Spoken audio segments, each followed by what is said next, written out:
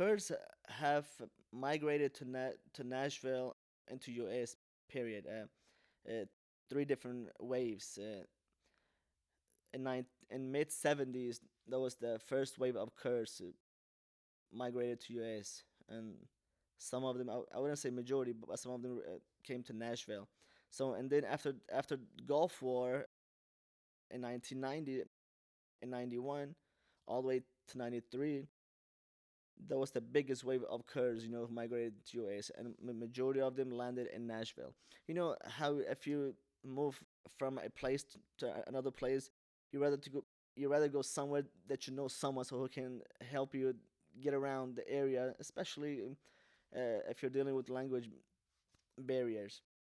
So that was the case, and then in '96 when we came, of course, everyone wanted to come to Nashville because there were already Kurds here, and I cannot say enough about the Kurds, our community here in Nashville. I remember helping us, with open arms. So that was the a good side. That was the a bright moment for us because we came to Nashville not knowing anything. At that time, we were kids. We didn't work. My oldest brother was the only one who was old enough to work. So again, he didn't know how to drive. It was different. But so I guess that's why a lot of Kurds came to Nashville just because the community was bigger here. Although we have Kurds in San Diego and Dallas. Moorhead, Minnesota, Virginia. The Kurds are everywhere, but the majority of the Kurds, biggest population, is in Nashville, and we call it Little Kurdistan. Right now, there are well over 20,000 Kurds reside in Nashville. Although we don't have a specific number, but I would say more than 20,000 Kurds reside in Nashville. Yeah, that's a big number Yeah, for sure. yeah, So I know that you kind of mentioned Nashville, and you were just kind of talking about some of maybe the challenges that you all may have had. So as an adolescent, now you're coming from Iraq to Nashville, I guess, like in school and stuff like that. What were some of your challenges or barriers that you might have seen yeah. socially or just trying to learn maybe just in Right. school that you kind of share? Yeah. Well, our biggest challenge was for as far as kids, being adolescent. Our biggest challenge was language, and because if you don't know the language, it's hard to understand as far as the curriculum goes. And that was our biggest challenge. But at that age, you kind of pick up things quickly. Rather, for me personally, it didn't take me a long time to learn the language because at that age you kind of, like I said, you learn quickly. But still, in school, although the culture was different for us,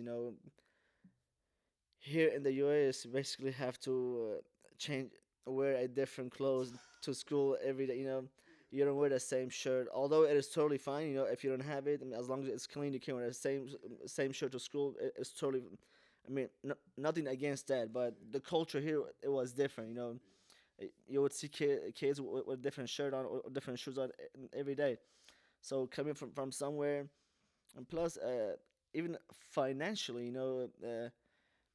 most of us were not there to basically to change your shirt or change your shoes every day coming to school. So that was a little bit the funny side of it. I remember wearing a same pants and a shirt for a whole week, and of course kids would make fun of us, bully us. But again, uh, I personally didn't go through a whole lot of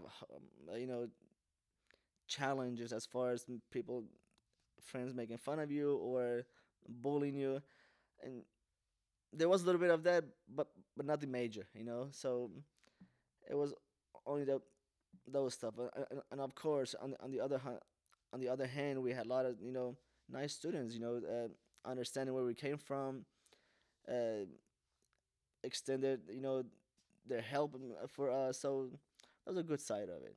Yeah, that was gonna be Yeah. my question as well. Did you also have maybe people that embraced you Oh, as you were? absolutely, Yeah, that absolutely. kind of understood the situation. Yeah, Was there maybe like any specific teachers or anything that you can remember that kind of that you know of that kind of stuck out to you? yeah.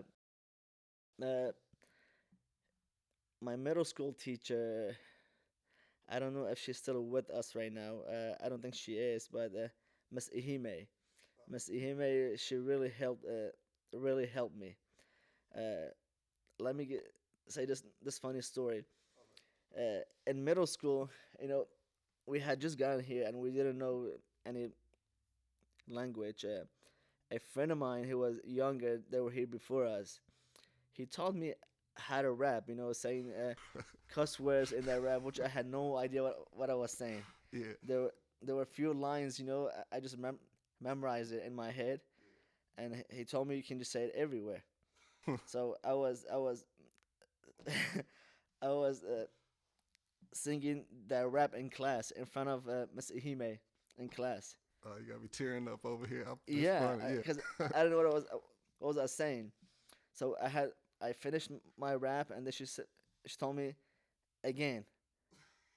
You know, let's repeat because I don't know what I was saying. And I mean, of course, the students in class, they were all laughing. Oh, what is he saying? Which I had no idea. Yeah. I remember she took me to the office. She said, okay, she had to get a interpreter for me. What he said was this, and that. It was really bad, you know. So she spanked me for that. Uh, Yeah, she spanked me for that. I remember that. But Miss Ihime was one of the first, and so lovely, and she really embraced it. She really not only helped me, but helped my family as well. I mean, she was really nice. yeah. Yeah, and then of course there are a few other teachers that I remember who helped us, but Miss Ihime was the very first one.